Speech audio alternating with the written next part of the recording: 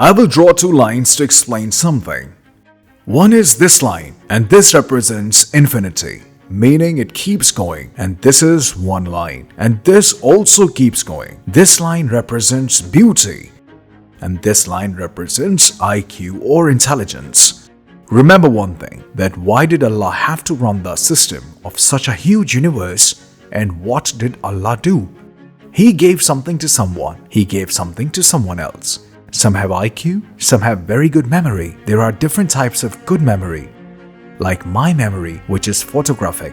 It's very good. I'm saying on record, apart from my cell phone number, I don't remember anyone else's number. I don't remember the home telephone number. I don't remember my wife's number. I don't remember my father's home number. I don't remember numbers. I have a manager who used to remember 4,000 numbers verbally. Allah had given him intellect. But my photographic memory is so strong, and Allah has given this. Among you all, there are also those who are like this. There are many who are kinesthetic, many who learn visually, and there are also many sensors whose senses are very strong, okay? Allah has created a great variety. I have started teaching you the comparison of only two things, beauty versus IQ.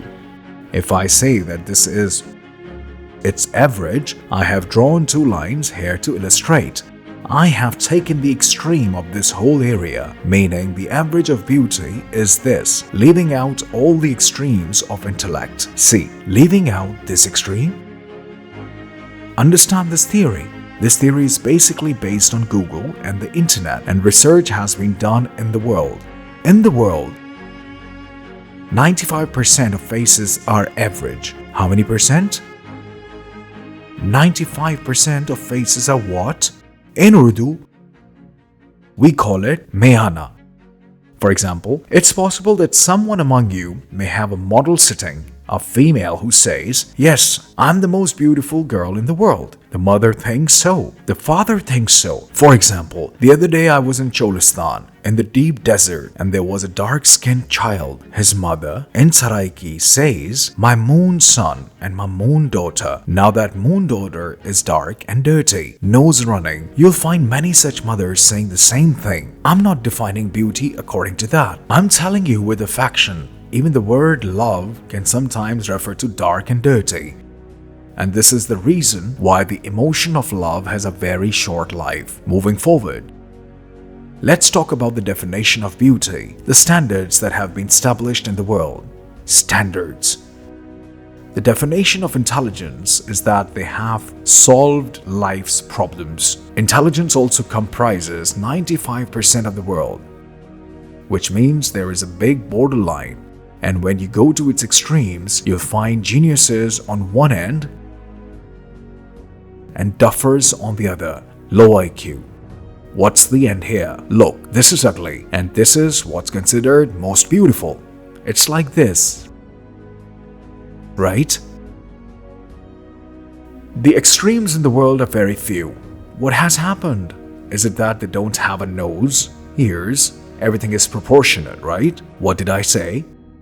I mean, imagine if you enlarge one eye of the most beautiful person in the world, they will become ugly. If you elongate the nose of the most beautiful person in the world, they will become ugly. What I'm explaining to you is quite interesting because it can solve major issues in your life from now on. Look, the solution, according to me, is to observe practical psychology or any relevant subject. I have started drawing this diagram. This big circle that I have made here represents the average faces and intelligence of the world.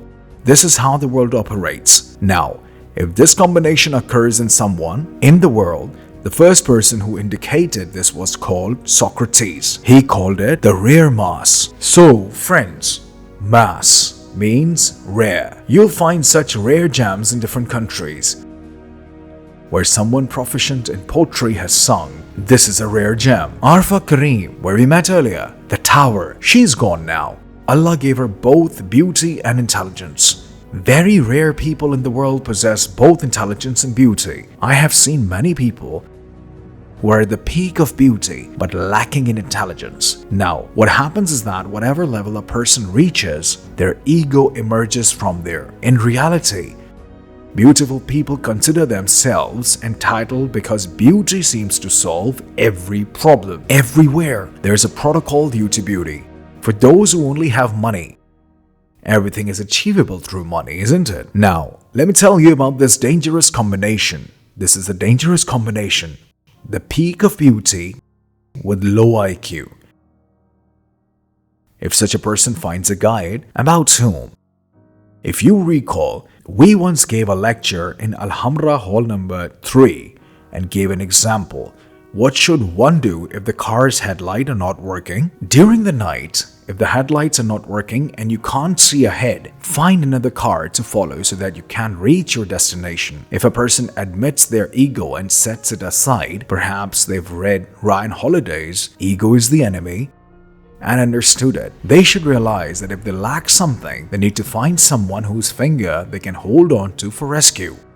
But God forbid, their beauty has created such an ego that they believe they're the only ones. These are the worst combinations. And after this, I'll ask another question. This one is not just worse. I won't say it's the worst, but I'll draw it in red to explain. This is Socrates. Socrates was not beautiful. Here, what we have is a genius. It's a wow case. In the history of case studies, there are big names who, I say again, Allah has given such beauty to, they have such allure, such a positive aura that they are extraordinary individuals. One feels compelled to sit with them, listen to them. I have searched for such great individuals. I have a long list in this category and I have always prayed for forgiveness for them. I'm a good coach, I'm a good counselor, but I've come to understand that in life, this combination isn't good, where beauty reaches its extreme, and this is the entire world system. I'd include you. If I had permission, I'm part of this category as well. If we agree that we have average faces, appropriate or inappropriate faces, and appropriate IQ. Madam, just a few days ago when I went to Karachi, I had my age checked by the transformers, both mental and emotional age. They gave me a lovely answer. They said, you are average mentally with an average IQ. I invited Dr. Imran Yusuf along with him. He's a fantastic person, an ambassador for the Philippines, educated and has such great work. He's also the nephew of Hakim Saeed, my friend.